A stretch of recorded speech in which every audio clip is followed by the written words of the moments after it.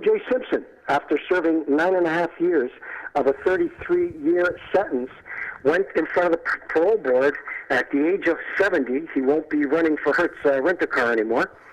He'll probably be doing, what's it, ARP commercials?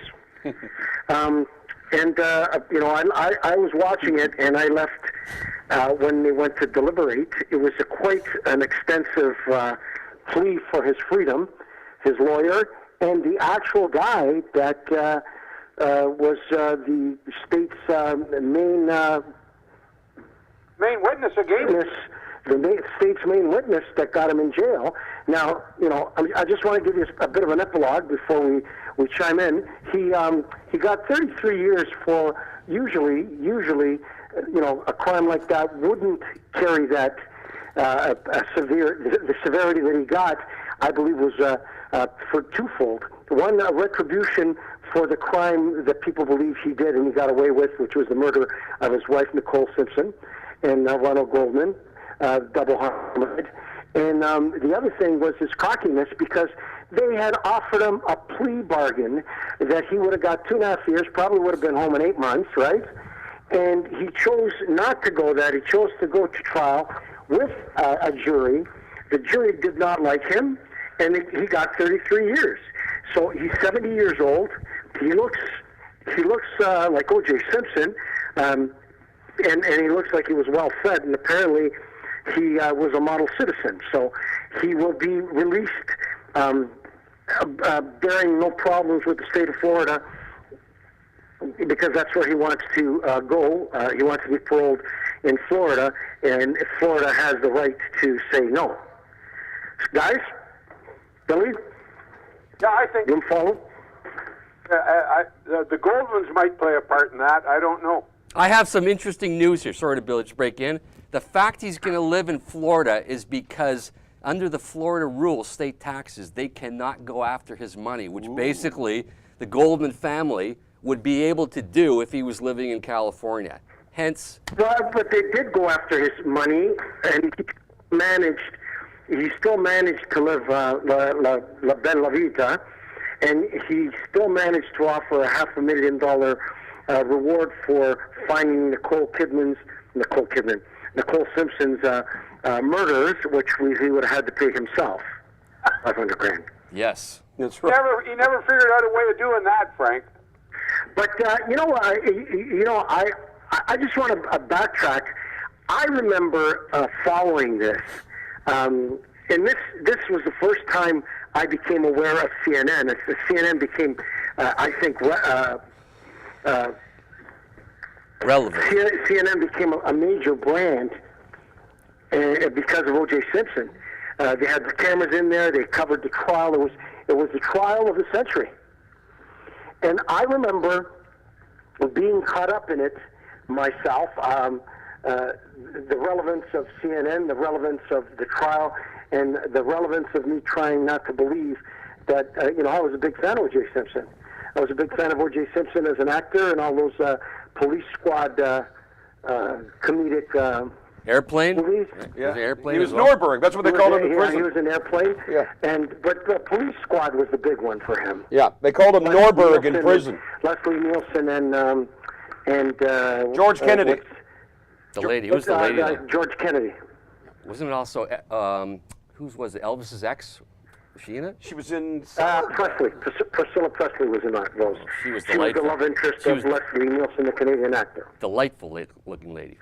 Yeah, delightful. So I couldn't believe, and plus I think that the corruption of the investigation and how corrupt it was and how racist it was, it led me to believe that there might have been a shroud of truth in O.J. Simpson's innocence.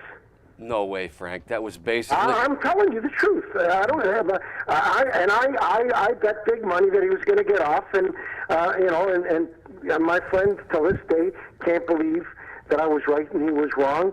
I just felt the guilt for me set in after he got off in what the shit that he was doing and the way he was acting, right? Yep. So it would set to me. It would say that he acted all through that trial, and he's an actor, and he betrayed. I was shocked when especially I think the big turning point for me, the big turnoff was when he was golfing 3 or 4 or 5 days or a week after the trial, and he looks in the camera and goes, "I'm back."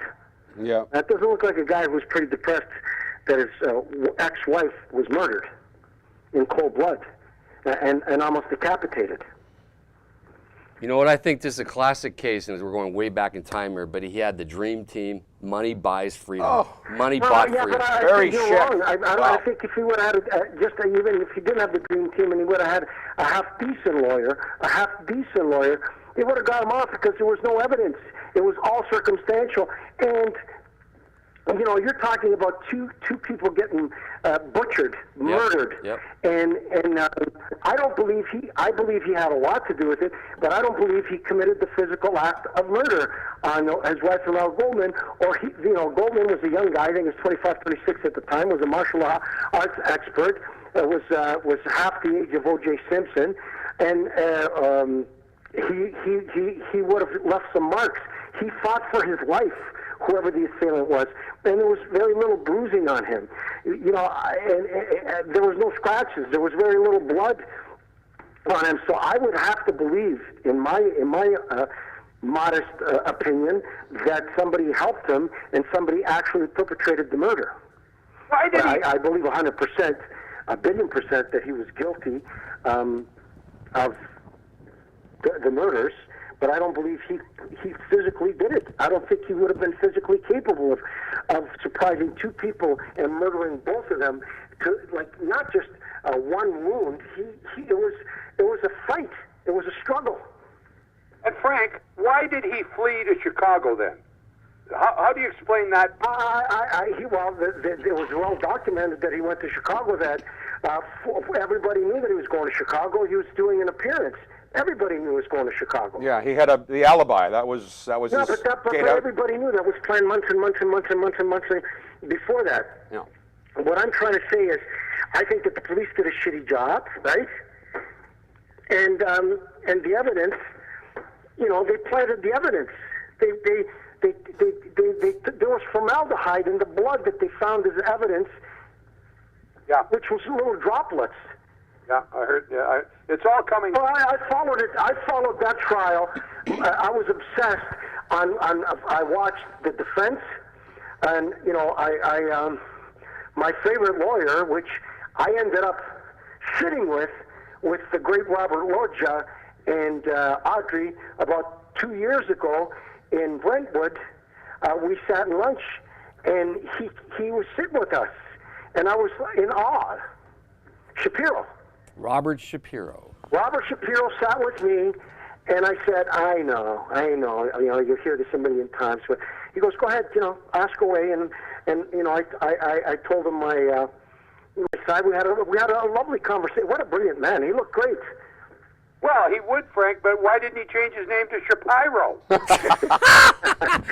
So the Jays could hire him. But anyways, it's the whole world watched this. This is I don't think I've seen a parole hearing televised and be on every fucking station. Oh, it was riveting television, though. Well, here's a man spent 9.5 years in a maximum security penitentiary, and there's 2 ways to go, right? 2 ways to go through your time. One, you bitch, you cry, you're the victim, it is a living hell in a penitentiary, let alone a jail cell. Or, 9.5 years is fucking eternity. Anybody who's done time in jail or let alone prison, an hour is a week. A week is a year. A year is an eternity. Where time stops. Well, he made a very smart decision by settling himself down once he went to Lovelock. Well, he gambled 7 fucking years, 8 years, because if he would have taken the plea bargain, none of this would have happened. I think that the 9.5 years gave him a rude awakening, Yeah, it did, Frank. But you know, when you look at the circumstances of the trial, he never had a gun in his hand, and he served time for so doing. And the fact that he was after his own memorabilia and did it in a surreptitious fashion with two thugs beside him. But he got the 33 years because the jury had a moment to digest his past. Yeah, no. It was a get-even thing. And I believe that the district attorney took the opportunity to get him back. You know, karma's a fucking bitch. You never know when it's going to bite you on the ass.